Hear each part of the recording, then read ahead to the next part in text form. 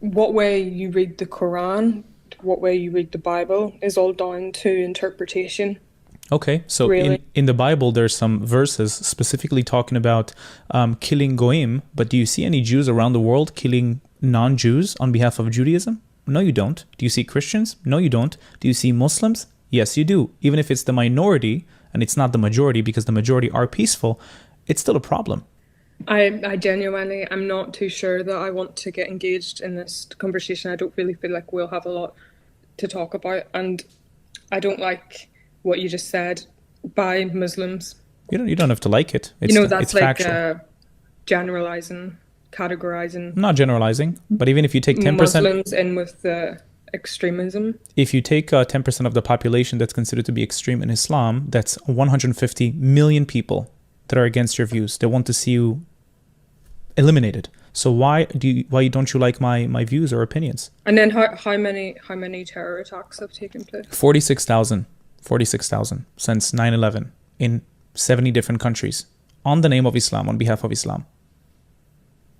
Okay. How, Can you how tell me many some details about them? how many Christians, how many attacks were committed by Christians on behalf of Christianity or by Jews?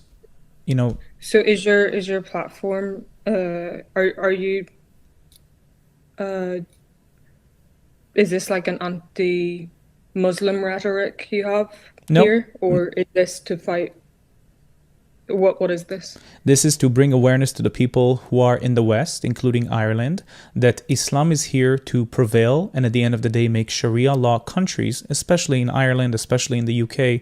You don't have to like it. It's factual. It's already happening. Okay. But do you want to tell me your opinion? What makes it You factual? seem a bit restrained. Restrained is definitely one word for it, yes. So go ahead, tell me. What are you thinking? And what's making you think that? I don't know. I'm a bit perplexed actually about what you said about the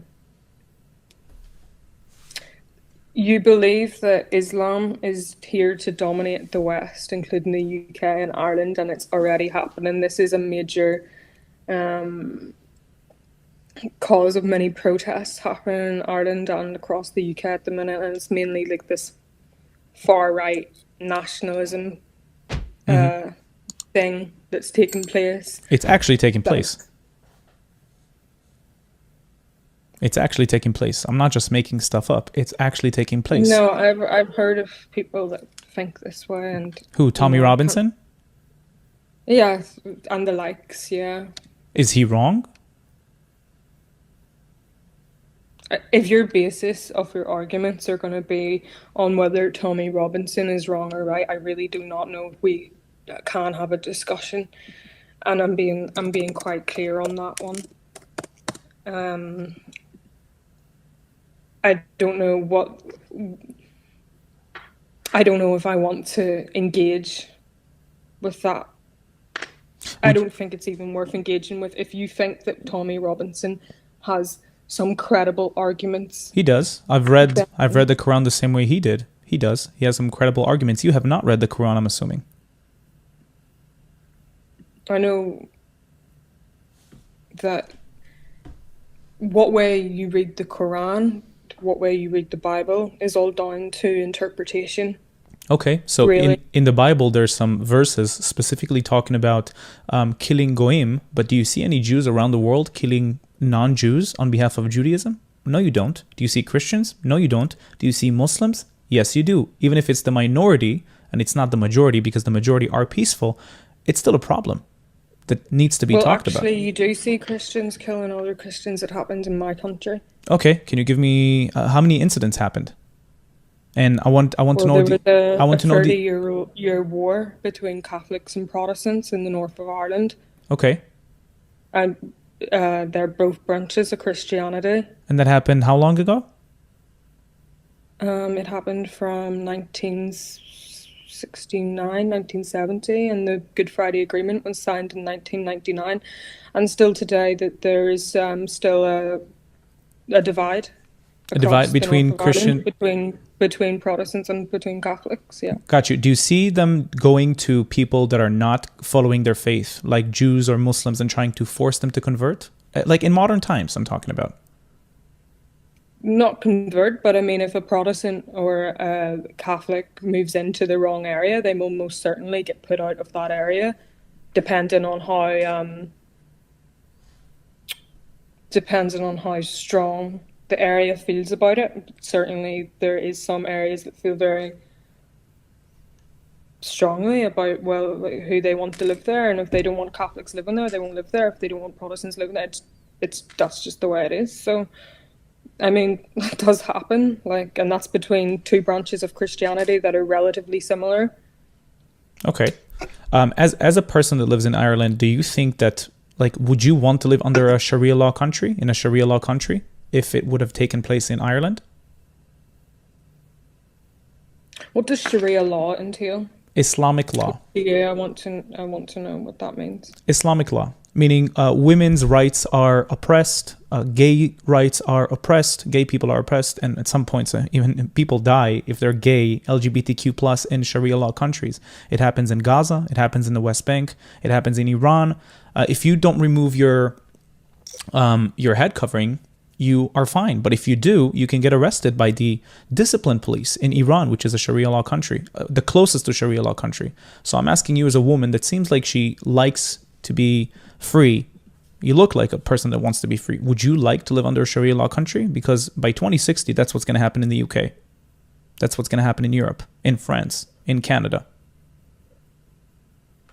Where do you get this rhetoric from the Muslims themselves, who say this openly? They bring children like crazy, and the goal is to prosper, to make Islam prosper. How many children does an average Irish family have? 2? 3? Well, it used to be a lot more, actually. But now, like, you'll still get quite large families in Ireland because it was a very Catholic country in the past. So there will still be a lot of families that are quite large. I mean, my grandparents were from a family of 10. Never, I don't think this was done to feel like, oh yeah, they're gonna take over Protestants, or, this really, like, now it's a lot less women are having children in general because there's a multitude of reasons. But yeah, I mean, people can't afford to have like 10 children now, Mm-hmm. So, even the immigrants who are coming from Syria and bring 10, 11, 12 children? People, refugees. It was a bit of a push. I mean, I live beside Syrians right now, and they have 3 kids. Okay. So I also I think even having 10 kids would be a bit of I think that's an exaggeration. So there's a video that was filmed in Canada by a guy saying that we will overpower you by the amounts of children that we bring to the world, and by doing that, we will be more than you. We will vote for Sharia law, and then it will replace the Constitution. It will replace your laws, and you'll have nothing to do about it. They say it themselves. So why people around the world just decide to take a step back and say, nah, it's not going to happen? Why would you think that? Because they're openly telling us that that's going to happen. Why do people choose to ignore? What is the exact source? I would like to see that. And also, I have to say, like, okay, so one guy says one thing, and it's gonna happen. Like, I mean, I can sit and say something kind of outrageous right now, like, What would happen to a gay couple in Gaza? Executed according to Islamic law. Islam doesn't endorse gays. Islam doesn't endorse homosexuality.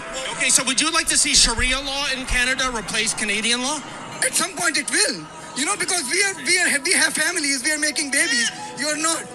Your population is going down the slump, right? By 2060, Muslims will be the biggest religious group the world over. What are you going to do then? We owe our allegiance and our loyalty first and foremost to our religion, not to the Queen, to be honest. When I went for my so-called oath, I was silent. I didn't say anything. It was your responsibility to make sure you got it out of me. So when I didn't say anything, I'm not liable to any.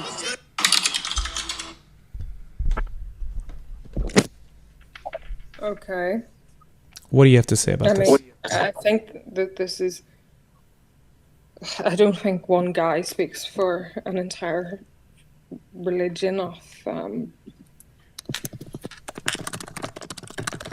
Quran. Certainly, The Quran that's is 2 billion people. Two yes. billion people. They're already 1.8 billion, and they're bringing children like crazy. Of course, in Gaza, it's very popular. In Muslim countries, it's very popular.